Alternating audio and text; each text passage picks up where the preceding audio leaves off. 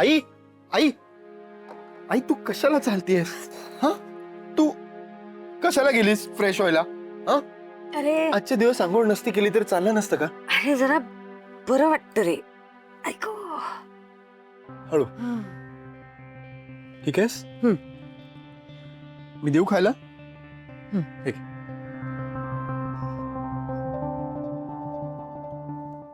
आई मी माझ्या हाताने बनवली आहे खिचडी. खाऊन सांग कशी झाली आहे ते.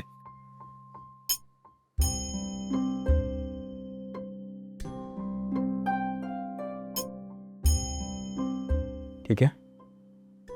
मीठ वगैरे बरोबर आहे ना? बरोबर आहे, चांगली झाली खिचडी.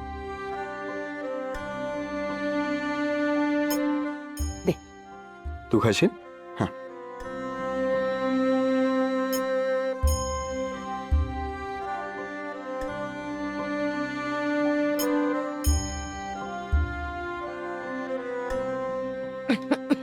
हळू हळू. हे घे पाणी घे.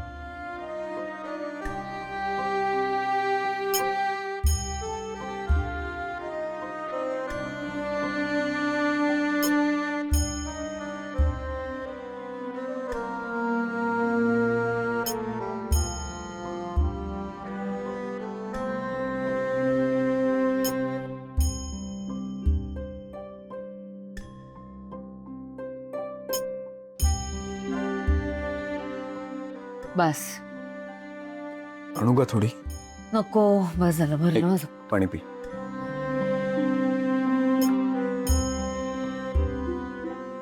हो बस. आई चल तू आता आराम कर थोडा वेळ.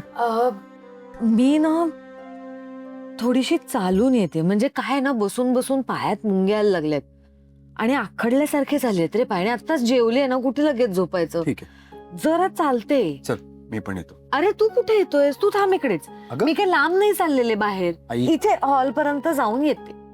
तू थांब इकडे. मी हळूहळू. जरा सराव नको का व्हायला चालायचा? नक्की का? हो य नक्की.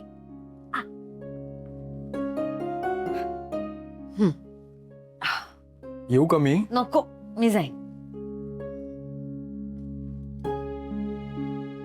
थँक गॉड आई जरा सावरतीये. पारूला सांगायला हवं. पारू तू इथे असायला हवी होतीस का?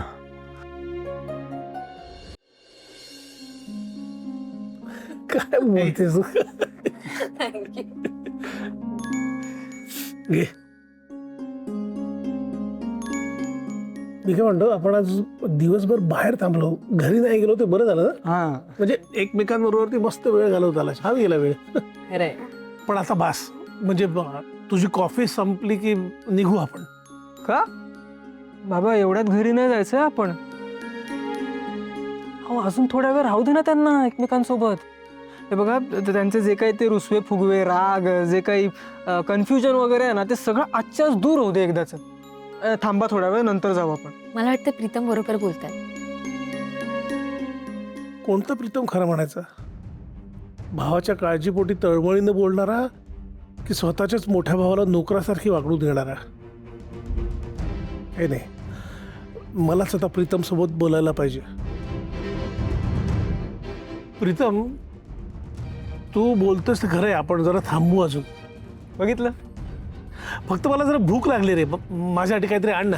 एवढंच ना. थांबा 1 मिनिट. नाही नाही नाही, वेटरला नको सांगू. तो त्याला आवडेल ते पदार्थ सांगणार ना. मला जे काय आवडतं ते तुला माहिती आहे. ते घेऊन ये ना प्लीज. जा. बरं, जातो.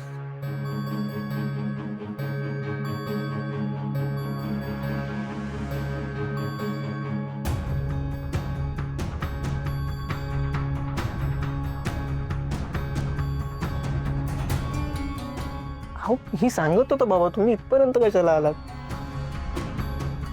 मला जरा वेगळं बोलायचं तुझ्याशी. प्रीतम, काय झालंय तुला? काय एवढा बदललायस तू? हे बघ, आम्हाला सगळ्यांना माहिती आहे तुझं आदित्यवर किती प्रेम येते. मग त्याला आता नोकरासारखा का वागवतोयस तू? हा, तुझा स्वभाव असा नव्हता प्रीतम. ते मला खरंच कळत नाहीये. खरा प्रीतम कुठला आहे? आता स्वतःच्या भावाच्या सुखाबद्दल कळवळून बोलतोय तो, का सगळ्यांच्या समोर त्याचा अपमान करतोय तो? काहीतरी लपवतोयस प्रीतम. काय झालंय प्रीतम? तुला कसलं तरी टेन्शन आहे हे तुझ्या डोळ्यात स्पष्ट दिसतंय मला रे. कोणाच्या तरी दडपणाखाली आहेस तू. हं? आदित्यशी का वागतोयस तू असं? प्रीतम बोल.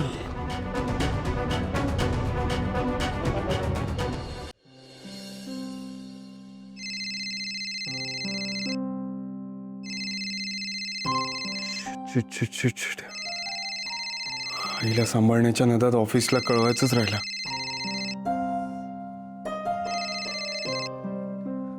Hello sir. काय चाललंय का आदित्य सर तुमचं? आज आपली महत्वाची मीटिंग होती, आठवते की विसरलात? सर आय नो, माझ्याकडून खरंच खूप मोठी चूक झाली आहे सर. ॲक्च्युली काय झालं, घरात एक मेडिकल इमर्जन्सी आली, त्यामुळे फोन करून कळवायचंच राहिलं. Sir I am extremely sorry. Sorry, पण तुमच्या बाबतीत आमचं मत खूप चांगलं होतं. नाव लावलंय आदित्य अहिल्या, मोठं नाव आहे, प्रोफेशनल आहात असं ऐकलं होतं. पण तुम्ही जे वागतायत ते बघून वाटत नाही तसं. तुमच्या प्रोजेक्ट संदर्भात आपण भेटणार होतो. काय समजता काय स्वतःला मोठा बिझनेसमॅन? लक्षात ठेवा, आम्हाला तुमची गरज नाहीये, तुम्हाला आमची गरज आहे. एक तर आला नाहीत आणि सांगण्याचं सौजन्यही दाखवलं नाहीत. प्रोजेक्टमध्ये रस नसेल तर तसं स्पष्ट सांगा, आम्ही तुमच्या बॉसला तसा मेल पाठवतो. Sir I am extremely sorry. मी खरंच मनापासून माफी मागतो तुमची, पण प्लीज समजून घ्या. खरंच इमर्जन्सीज अशी होती, मला खरंच कळवता नाही आलं सर. सर प्लीज तुम्ही उद्या मला कुठलीही वेळ द्या, मी त्या वेळेत हजर असेन. उद्याची ही शेवटची संधी देतोय. उद्या जर आला नाहीत तर हा प्रोजेक्ट कायमचा विसरून जा.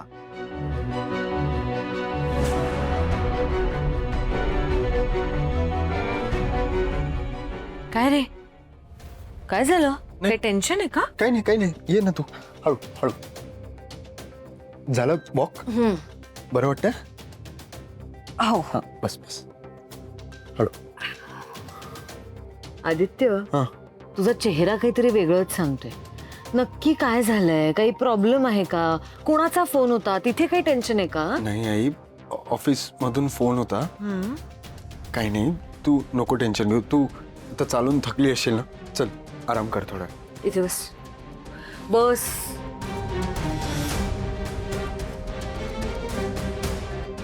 आदित्य, आई आहे मी तुझी.